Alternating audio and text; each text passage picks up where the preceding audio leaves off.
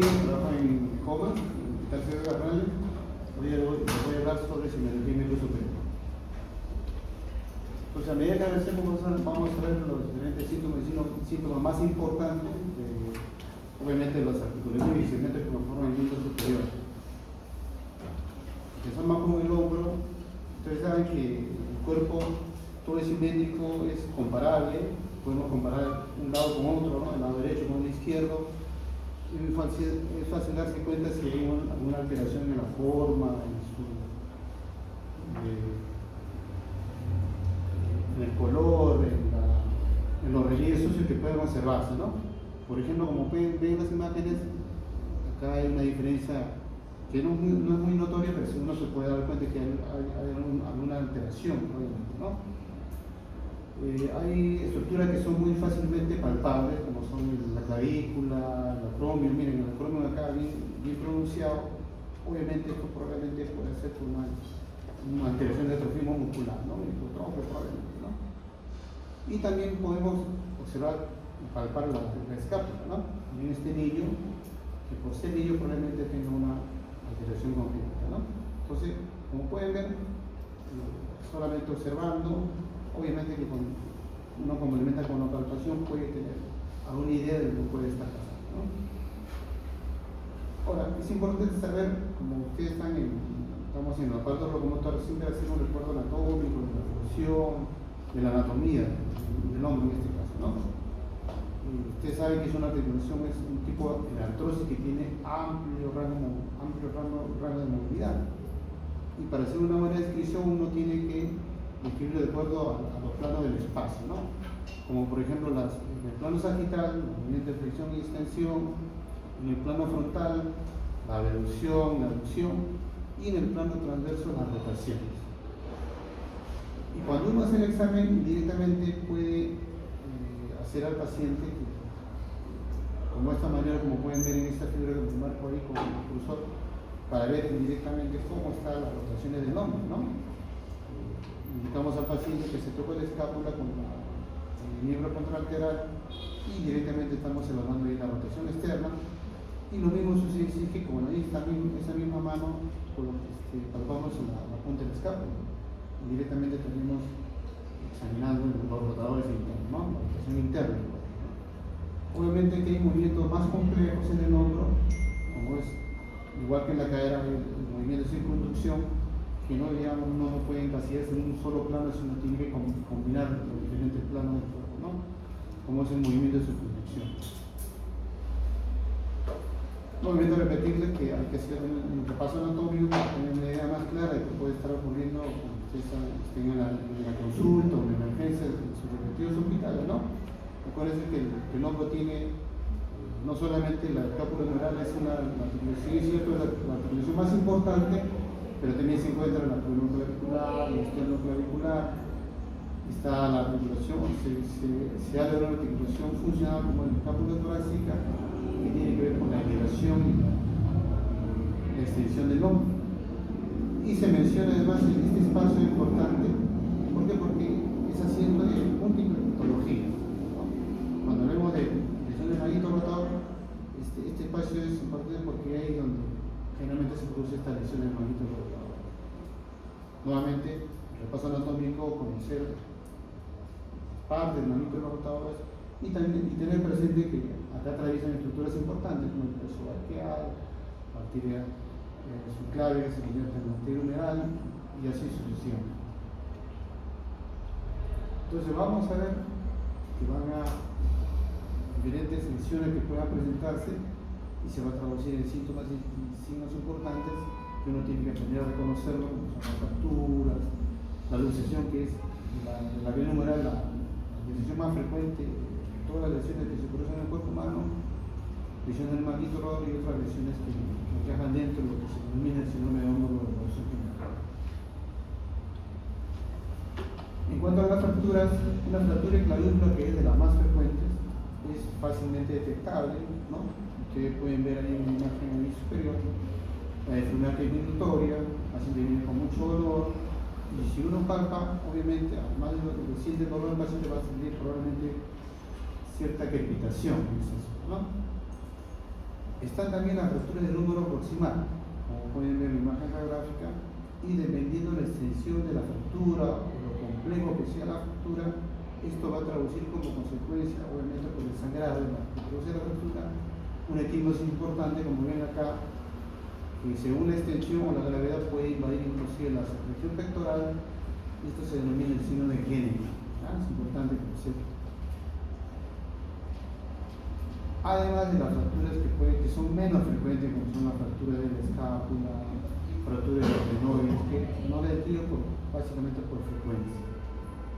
Miren esta imagen, estoy con el cursor, tiene como una articulación, una toma especial, donde vemos básicamente la articulación de un globo con un plato, ¿no? De una bola con un plato. De ahí que los movimientos del hombro son amplios, pero muy amplios, pero a expensas de su estabilidad. De ahí que sea la luxación más frecuente de la anatomía humana, ¿no? Como pueden ver acá, se pierde la relación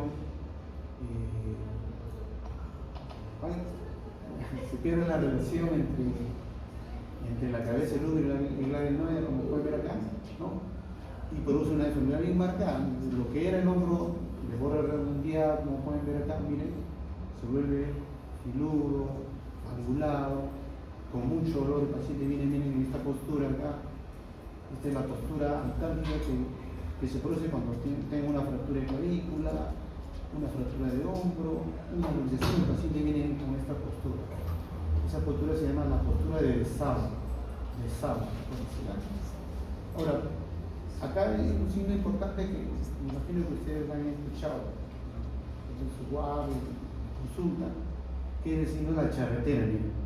¿Por qué se llama así? Porque imita los uniformes de las sombreras de los militares, ¿no? Esto es lo que se denomina charretera, y el nombre del signo de la charretera.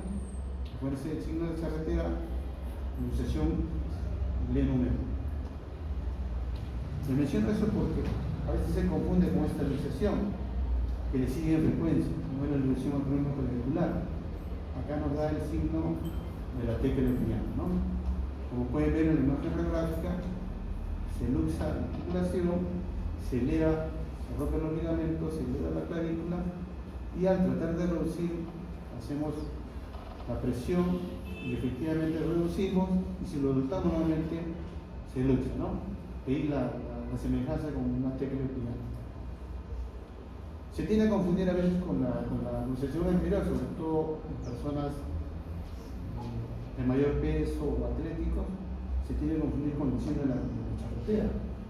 Pero si ustedes son un poco más acuciosos, van a entender que la articulación más importante, que fue la vía numeral, está intacta.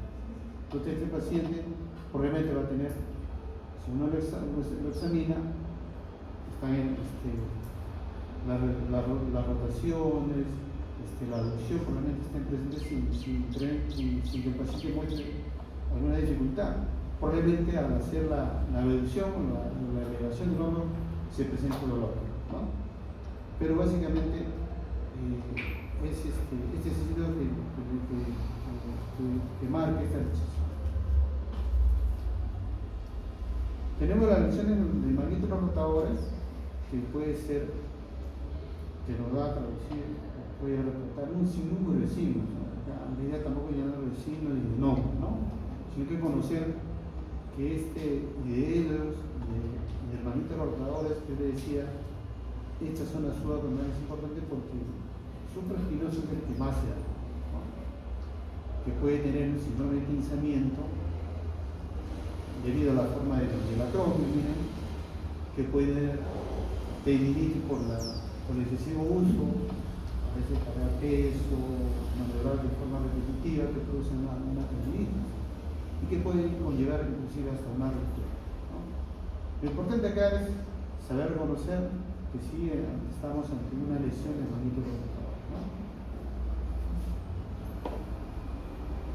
Ahora, tanto las fracturas del número proximal, lesiones de magnéticos rotadores, están teniendo este síndrome grande que es el síndrome de hombro doloroso, y se describe ciertas causas que puedan producir este síndrome, ¿no?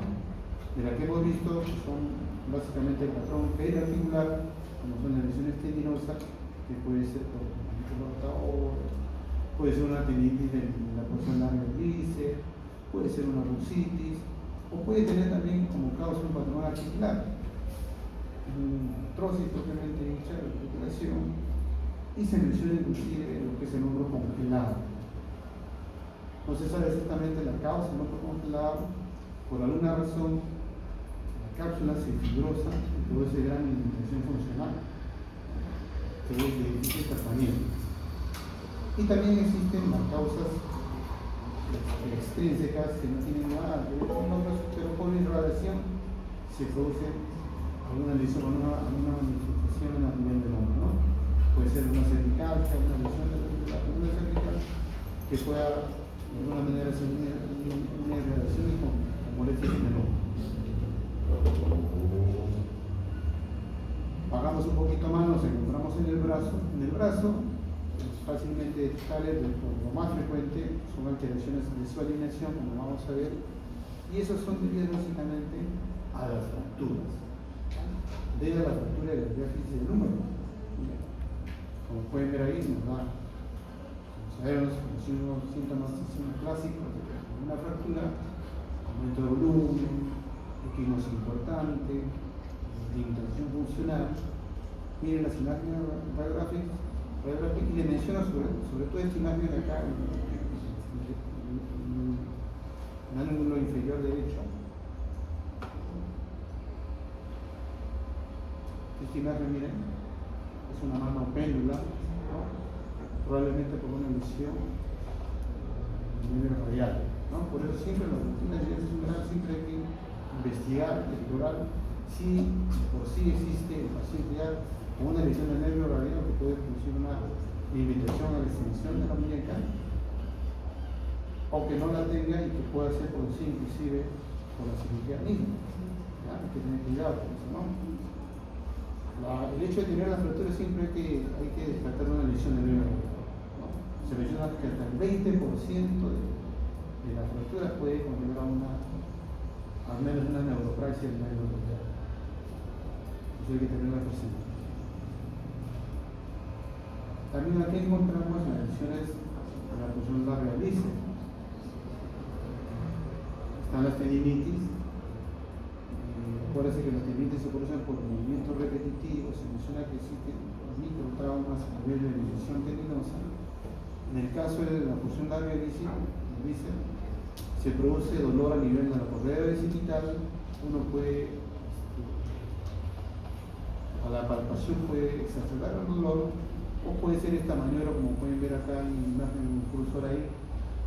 Hacemos la presión de la muñeca y contra la resistencia le decimos al paciente que haga la flexión del codo, con supinación, y eso despierta dolor a nivel de la correa bicipital.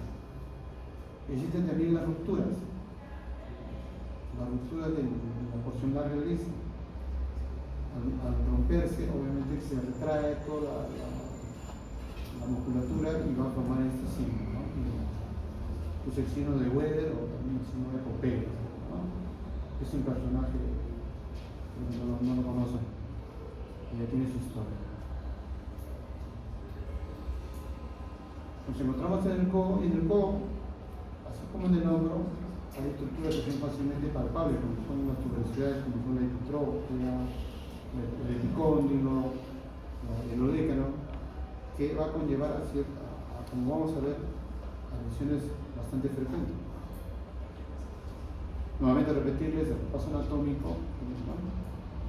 Son fácilmente palpables, la epitrópia, el epicóndilo, el odécano, ¿no? Cuando examinamos al paciente, lo vemos con el codo flexionado, lo vemos por la región posterior. Y si juntamos esos tres, pues es importante que son palpables, como son el epicóndilo, el epitrópio y el odécano, vamos a formar un triángulo, ¿no? Y al ascender el codo, esas tres estructuras las podemos alinear.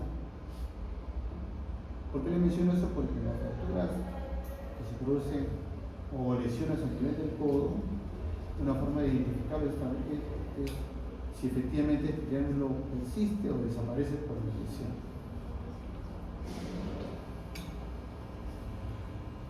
Ustedes saben que el movimiento principal del codo es la flexo-extensión, pero también existe el movimiento de cronosupinación que lo utilizamos conjuntamente con la muñeca. Menciono eso porque es importante, porque esto puede estar alterado en patología que vamos a ver a continuación. Acá se describe las típicas tendinitis o lesiones como son el codo del tenista o el epicondilitis, el codo del golfista o el petrocleitis, que sí no es una inflamación de las tuberosidades, sino es una inflamación de las infecciones tendinosas que se producen, se insertan a ese nivel. En el caso del codo del tenista, la infección del tendón conjunto de los extensores de la muñeca, y en el caso del golfista, la infección de los tendones flexores de la muñeca, ¿no?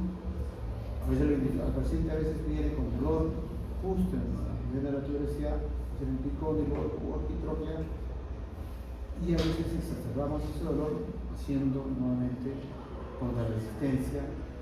En el caso del epicondilitis, contrarresistencia de la extensión de la muñeca, y en el caso de la epitrocleitis, una limitación o haciendo la contrarresistencia para la flexión de la muñeca. Acá se menciona también la bursitis supracraniana, que es muy frecuente. Acuérdense que las bursas en general son estructuras que se están entre otras estructuras anatómicas para evitar el roce, ¿no? Para que haya buen deslizamiento al movimiento.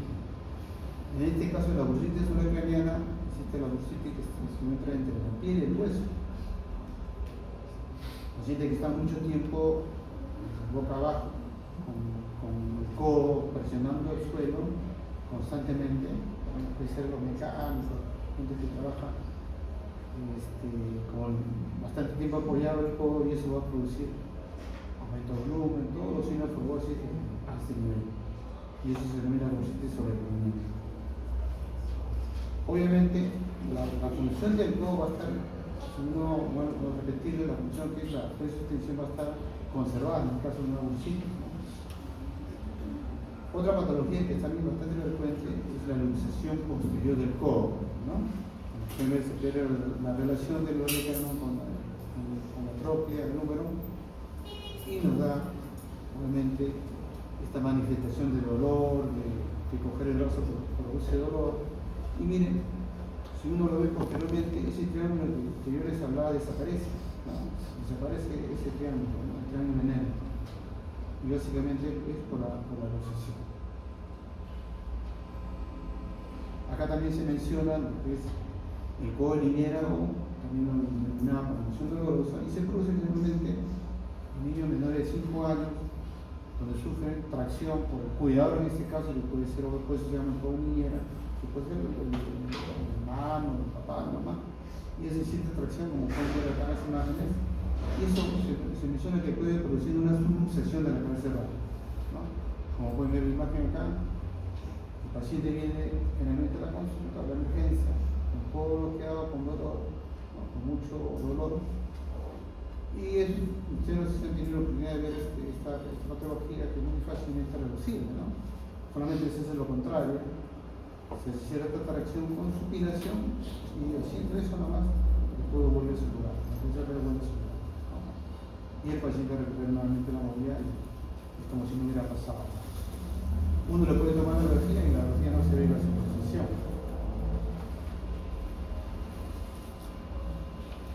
Obviamente acá también vamos a tener la fractura que se produce en el nivel de esta articulación.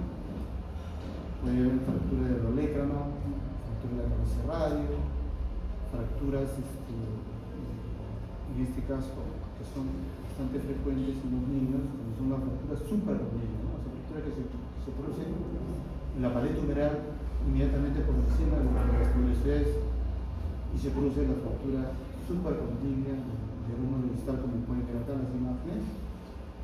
La menciono es porque a veces los niños vienen con gran deformidad, tienen este desplazamiento importante que pueda producir, además de la fractura, una lesión de estructura abdomen, ¿no? Vasos sanguíneos, estructuras nerviosas que pueden producir, sobre todo los vasos sanguíneos, podrían producir un síndrome compartimental, una presente. Nos encontramos en el brazo, y en el brazo también, igual que eso, no vamos a ver alteraciones del eje, ¿no? Y básicamente estas van a estar debidas o como causa a la fractura. En los niños, las fracturas pueden ser un tallo verde, se menciona, como pueden ver acá, donde se fractura la cortical y una de las corticales contrarias está intacta, ¿no? Como si fuera efectivamente un tallo verde, ¿no? Que son fracturas exclusivas que se producen en los niños. O solamente puede ser que tenga cierta angulación antes de romperse. Entonces, siente cierta plasticidad, sobre todo si es niño, o de plano tiene una fractura completa, ¿no? Como esta deformidad que nos puede ver acá. Obviamente que esta deformidad que es bien marcada tiene que haber fractura de los dos huesos, ¿no? Del cúbito y del radio. Nuevamente mencionarles este movimiento importante de la pronosupinación que se realiza con el codo y la muñeca, y va a tener repercusión en una patología que vamos a mencionar posteriormente. Y como pueden ver las imágenes, puede haber fracturas de uno de los dos o de los dos huesos que conforman el antebrazo. Acá le menciono dos patologías, dos fracturas que tienen características especiales, ¿no? Y que tienen nombre especial. Está la luxofractura de Montella y la luxofractura de Galeazzi, ¿no? La de Montella es fractura del cúbito con luxación de la cabeza radial, ¿no? Y lo contrario es la Galeazzi, que es fractura del radio, con luxación de la radio cubital distal. ¿Cuál es la particularidad de esta lesión? Es que uno reduce la fractura y no tiene que hacer un gesto más para la luxación. Automáticamente la luxación se reduce, solamente tratando solamente la lesión de la fractura, ¿no? Obviamente esto tiene que ser en agudo, ¿no? Si fuera crónico ya no se da esta situación, ¿no? Entonces es importante, siempre lo preguntan en el examen, entonces lo pongo, ¿no? El uso de fractura de Montella y la Galeazzi, que son inversas, como pueden ver ahí, que se solucionan tratando la fractura y las luxaciones se producen automáticamente sin hacer ni un gesto quirúrgico agregado. Yo le mencionaba la pronosupinación porque existe una explicación, es cierto, rara, pero se menciona, se escribe y a veces llegan a la consulta, como es la sinostosis radiocubital proximal. Donde existe la sinostosis significa fusión, unión, en este caso de dos huesos que donde no debería haber, ¿no? Miren acá la imagen, cada cúbito y el radio están fusionados, y al estar fusionado, que va a estar limitado básicamente la pronosupinación. Estos son los niños de 4 o 5 años que a veces le llama la atención a la mamá, sobre todo que al coger un objeto tiene que utilizar el hombro para hacer una supinación, ¿sí? La idea es el hombro para hacer cierta supinación, ¿no? Porque no lo puede realizar. Eso le llama la atención y llega a la consulta, le tomamos la grafía y nos encontramos con esta patología congénita, ¿no? Ahora nos encontramos en la muñeca, y la muñeca acá se presenta, como mayoría frecuente, las lesiones de tipo laboral.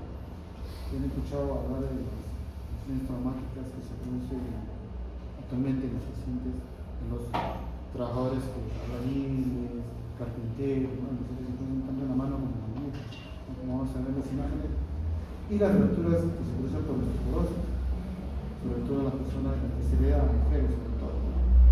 Importante recordar la anatomía para hacer la reparación respectiva, ¿no? Miren, por ejemplo, esta es una mano traumática con el aviso de la muñeca, donde está básicamente lesionada casi toda la estructura, no solamente arteriosas, sino tendones, probablemente nervios medianos, medianos, arterias importantes. Por eso, para hacer su reparación hay que hacer un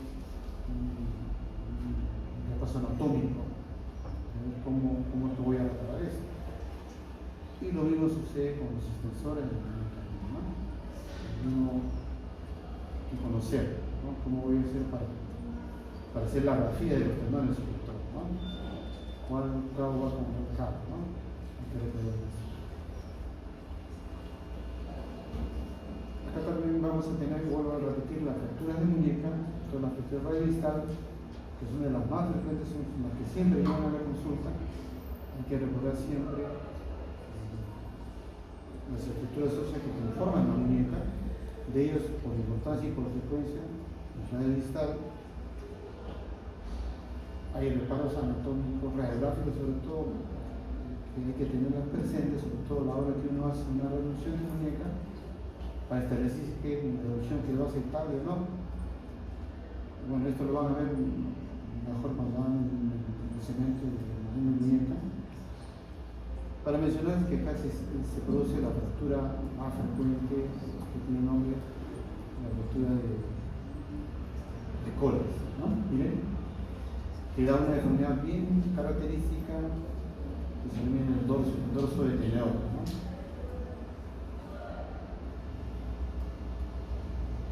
Y sobre todo esta descripción, cuando volvemos del perfil, obviamente, ¿no? Se denomina el dorso de tenedor que se produce en la fractura de Colles. Y viéndolas así de vista frontal, podemos ver esta desviación que se llama deformidad en bayoneta. Obviamente que la fractura de Colles, como se describe, es una fractura básicamente metafisial, que no compromete la articulación. Obviamente van a haber fracturas más complejas donde se compromete la articulación y probablemente la intervención y la deformidad sea más marcada, como pueden ver acá las imágenes radiográficas, donde se tiene probablemente ya tratamiento quirúrgico, no solamente una reducción y colocación de yeso.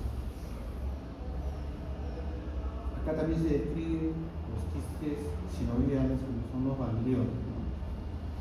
Hasta ahora no se sabe la causa exactamente por qué se producen estos quistes,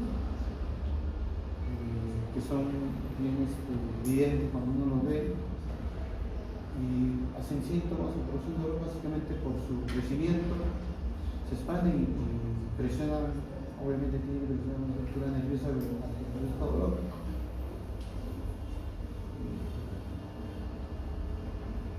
A veces a veces se resuelve solo, no hay que hacer nada, esperamos nada más, sobre todo si el paciente no tiene ninguna manifestación, o de por sí a veces requieren hasta lo último que es el tratamiento. Acá también se describe un tumor que es más frecuente en la muñeca, en la rodilla, pero se describe que también puede estar por frecuencia alterado o ubicarse en el radio distal, ¿no? Miren, es un tumor agresivo, benigno, agresivo, que puede, si no actúa con prontitud, puede llegar a destrozar toda una muñeca, como pueden ver la imagen ahí de la radiografía.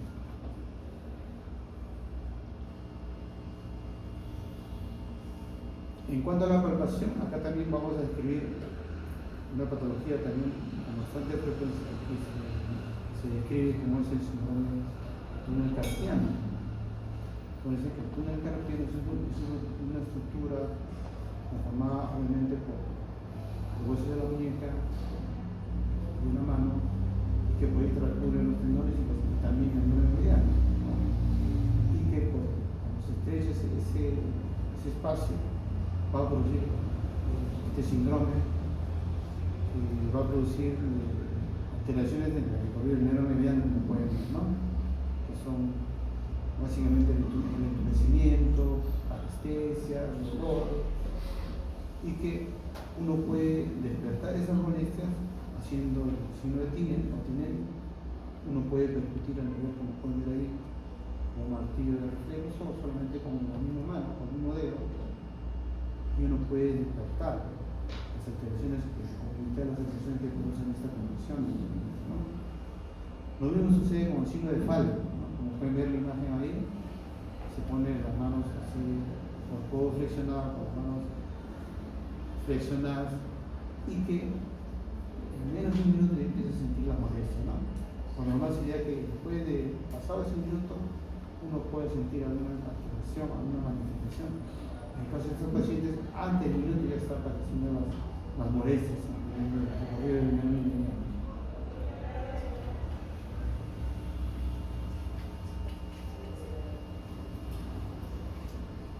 La muñeca también tiene movimientos muy característicos, el cable que menciono, porque existe otra patología que es la tendinitis arterial sinovitis de Carvalho, donde uno es muy efectiva y uno busca el signo de Friedrich, como lo pueden ver, como vamos a ver. Miren, en esta zona, como ven la imagen, recorre tanto el extensor corto del pulgar como el aductor largo del pulgar, y por movimientos repetitivos. Un ejemplo clásico es la gesta que tiene su primer hijo y está cargando al niño constantemente y va a recargar esta zona y va a producir un dolor.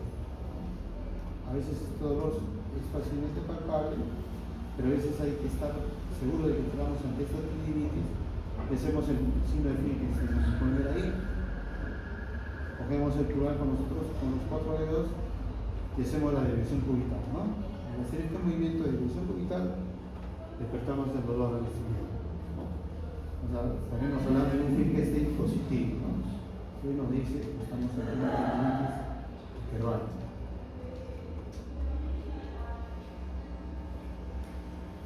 Y para terminar, obviamente, nos toca hablar de la mano. Acá la mano, ustedes saben, como estructura, por su función muy compleja, muy rica, días, signos. Vamos a ver alteraciones de forma y de tamaño, su número, alteraciones como las fracturas, alteraciones que alteran la función.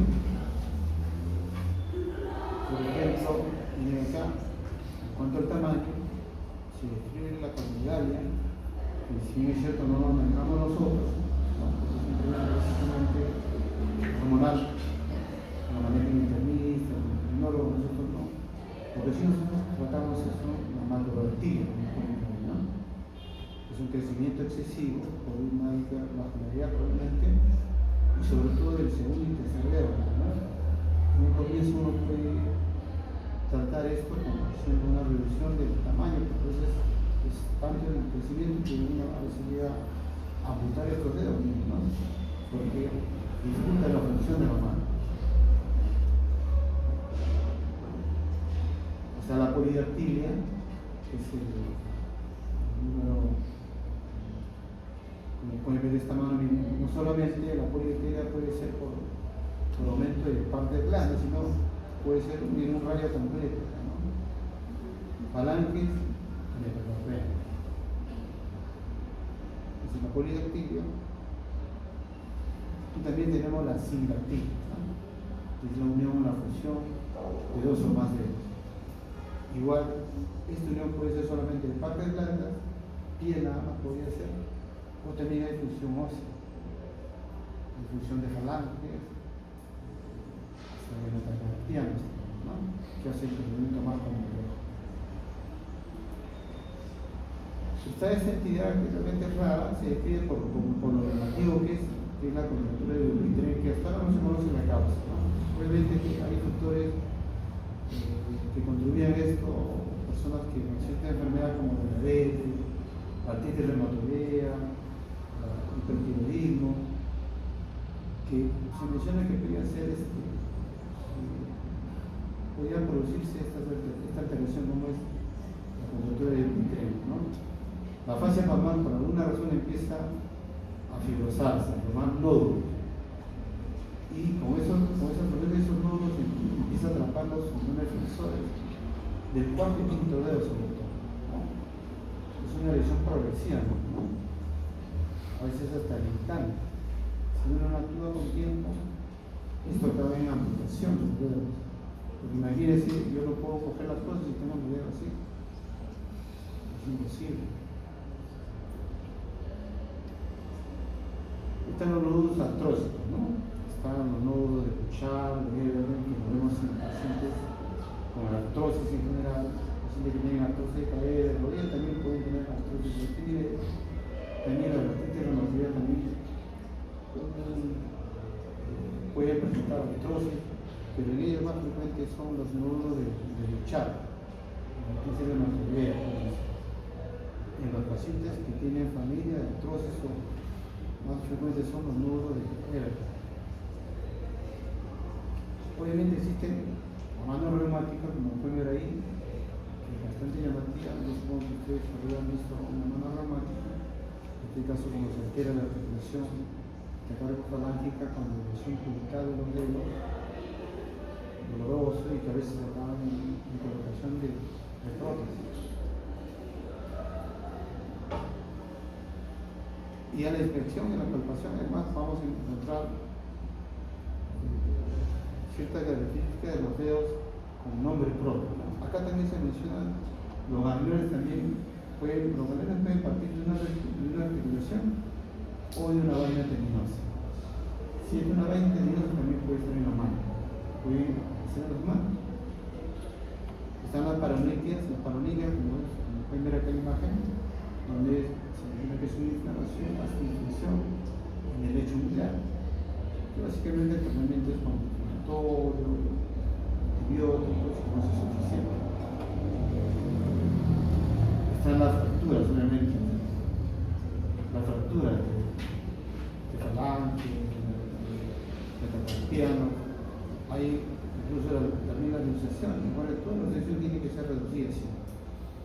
Hay fracturas con nombre propio, por ejemplo, va a pasar la fractura del boxeador, ¿no? Está la fractura del EDM, la fractura en el primer radio pulgar, la de Rolando también, que tiene un nombre propio y que requiere un tratamiento diferente, no crecimiento nada más, se va a adquirir mucho mejor estas tratamientos. Tenemos, miren, los dedos en gatillo, los dedos en resorte, que es muy característico, si no lo han visto, igual, el tendón flexor de los dedos generalmente el meñique, queda atrapado en su vaina, que se irrita, se inflama, y que no permite el recorrido habitual o sin problemas del tendón extensor. El paciente puede amanecer con la mano así, con el dedo así flexionado, y al tratar de extender siente un chasquido, como que se libera y nuevamente se extendió, ¿no? Y el nombre de dedo en gatillo, o dedo en resorte, ¿no? Están los dedos en martillo, donde se lesiona obviamente no extensor y da la forma efectivamente un martillo en el cual predominan los tendones flexores. Están los dedos que se producen en la artritis reumatoidea, que son los dedos en botonier, que puede observarse casi con el cisne, los dedos en mojar. Y de los movimientos que se producen en la mano es importante para definir una lesión o una alteración. Este signo que se produce solamente el decir ok para establecer la identidad de las estructuras musculares y nerviosas, ¿no? Un movimiento que es importante, que lo hacemos día a día, es la prevención, no copiamos nada, sino hacemos una prevención. Y eso lo hacemos básicamente con el pulgar. Ustedes pueden ver, miren ahí esta imagen, esta mano solamente tiene 4 dedos, ¿no? Ahí se hizo lo que se denomina pulgarización del índice para hacer el efecto de la pinza, ¿no? Que es importante, ¿no? Para hacer la presión, para coger los objetos, ¿no? Lo importante que es, obviamente la mano tiene un movimiento muy complejo, ¿no? Uno de ellos es básicamente este que es el día a día, ¿no? Utilizamos. Obviamente también el examen hay que tener cuidado ante una lesión, un flexor, determinar si esto es básicamente por un flexor superficial, un flexor profundo,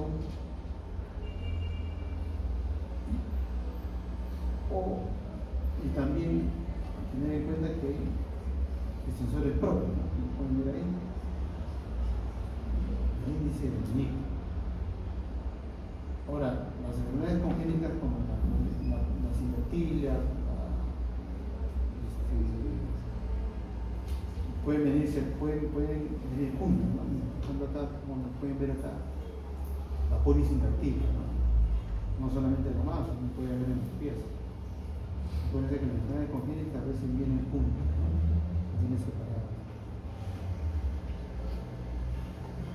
Acá se describe también la contractura isquémica de Wolman, que básicamente se produce por una,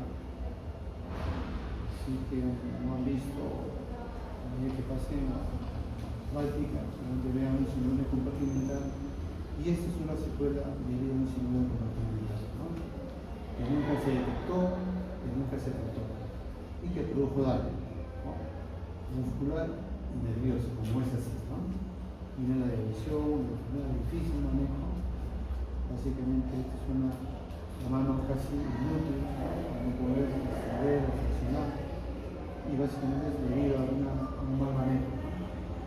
Obviamente, por eso siempre hay que tener cuidado cuando uno tiene una fractura de antebrazo de muñeca, uno le coloca hacia la reducción, uno le coloca el yeso braquialvar,